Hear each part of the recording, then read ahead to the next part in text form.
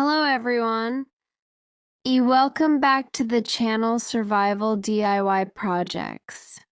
If you are new here, this channel is all about practical mechanical knowledge, real survival skills, creative DIY repairs, and strong motivation, especially for girls who want to learn, build, and become independent. Today's video is very special because this is not just about fixing a machine. This is about confidence, skills, and proving that knowledge has no gender.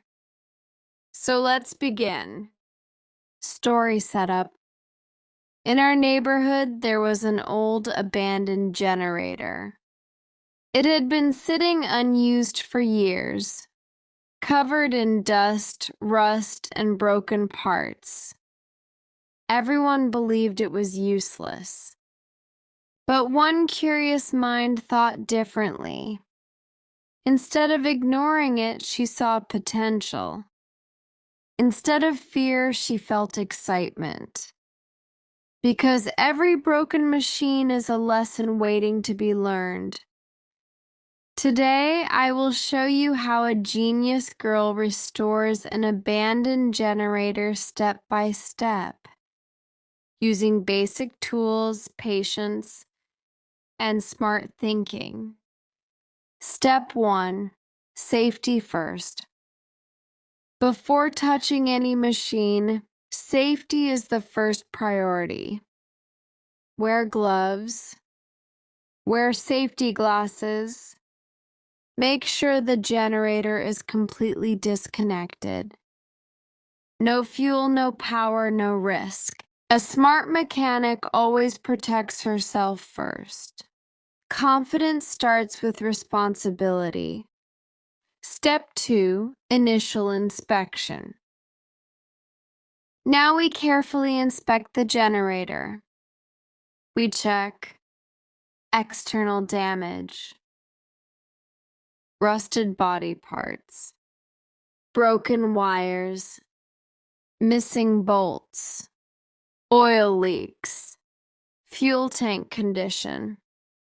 This step is very important because diagnosis comes before repair. Remember, girls and everyone watching, you don't need strength first. You need observation and understanding. Step 3. Cleaning the generator. Years of dust and dirt can hide real problems. So we begin with deep cleaning. Dry brush to remove dust. Air blower for tight areas. Cloth for surface cleaning. Light rust removal using sandpaper. Cleaning is not just about looks. It helps us see the truth of the machine. Just like in life, when things are messy, clean them first. Step 4. Fuel system check. Next, we inspect the fuel system. Old generators usually have stale fuel, clogged fuel lines, dirty carburetor. We empty the old fuel completely. Clean the fuel tank. Check fuel pipes for cracks. Remove and clean the carburetor. Carburetor cleaning is done carefully. Open it slowly. Clean jets with thin wire. Use cleaner spray. Reassemble patiently. No rush. Good work takes time. Step 5. Engine oil and internal check. Now we check the engine oil. Old oil becomes thick and harmful. Steps. Drain old oil. Clean oil filter. Refill with correct grade oil. Then we check spark plug condition, piston movement, compression by hand pull. A healthy engine always tells you its story. You just have to listen. Step 6. Electrical system. This is where many people get scared. But knowledge removes fear. We check wiring connections, loose terminals, burnt wires, output sockets, using simple tools, multimeter, screwdriver, tape and connectors. The carburetor is the heart of the fuel system. Using an ultrasonic cleaner is the best way to handle this. But for today's lesson, we're doing a manual deep clean. We need to clear the pilot jet and the main nozzle. I'm using a fine wire to poke through these tiny orifices. Pro tip: never force a wire through. You don't want to enlarge the hole and ruin the fuel-to-air ratio. We're looking for the 14.7 to 1 stoichiometric ratio for gasoline engines. Those small engines often run a bit richer. After a soak in carb cleaner, the brass shines like new. We'll replace the gaskets to ensure no vacuum leaks. The engine block and electrical check. Tone, focused and intense. With the fuel system soaking, let's tackle the seized engine. I'm pouring a bit of penetrating oil directly into the spark plug hole. We'll let that sit. While we wait, let's talk about the generator side, the alternator. Restoration isn't just about the engine, it's about the copper. We're checking the brushes and the slip rings. If these are corroded, the engine will run, but you won't get a single volt out of the sockets. We'll use some fine grit. Sandpaper to polish the rings until they have a mirror finish. Clank, that's the sound we wanted. The piston is free. A few manual rotations of the flywheel to ensure the valves aren't hitting the piston. And we're ready for reassembly. The reassembly and first start. Tone, exciting and rhythmic. Fresh oil, a new spark plug gapped to 0.030 inches, and a cleaned out fuel tank. Reassembling a machine like this is like putting a puzzle back together, but every piece has a purpose. We're tightening the head bolts in a star pattern to ensure even pressure.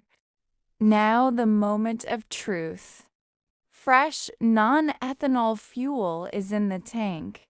Choke is on. Fuel valve open. Let's see if the neighborhood's old ghost has any life left in it. Tone, loud and encouraging. Listen to that steady hum. We're hitting exactly 60 hertz. It's not just about fixing a tool. It's about the survival mindsets, taking what others call junk and making it an asset.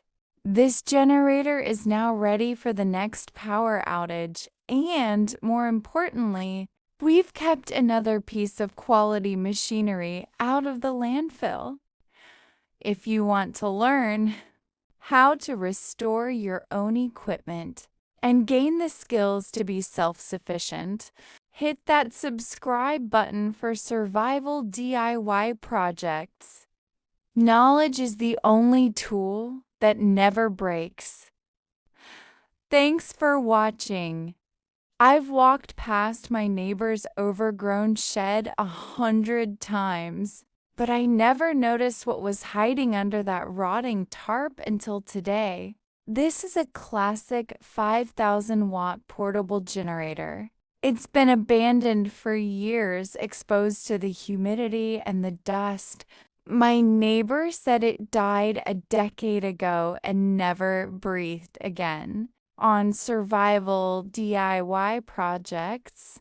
We don't believe in dead machinery, only neglected potential.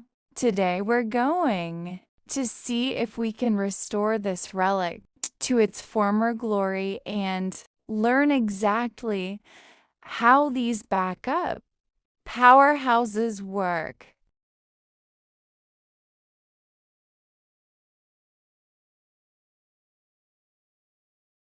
Before we call this project a success, we have to perform a load test. A generator might sound great while idling, but the real test is how it handles a heavy draw. I'm plugging in a 1,500-watt space heater and a heat gun. Watch the governor arm. As the load hits, the engine should automatically open the throttle to maintain its RPMs. In the US, we need this engine spinning at exactly 3,600 RPM to produce a 60 Hz frequency.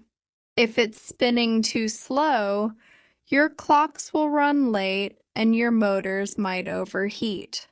If it's too fast, you risk blowing out sensitive electronics. I'm using a digital tachometer to fine-tune the governor. Spring tension until we hit that sweet spot of 61 Hertz at no load, which usually settles to 60 under pressure. Listen to that steady hum. We're hitting exactly 60 Hertz. It's not just about fixing a tool. It's about the survival mindset, taking what others call junk and making it an asset. This generator is now ready for the next power outage, and more importantly, we've kept another piece of quality machinery out of the landfill. If you want to learn how to restore your own equipment and gain the skills to be self-sufficient, hit that subscribe button for survival DIY projects. Knowledge is the only tool that never breaks. Thanks for watching. Please subscribe my channel for restoration videos.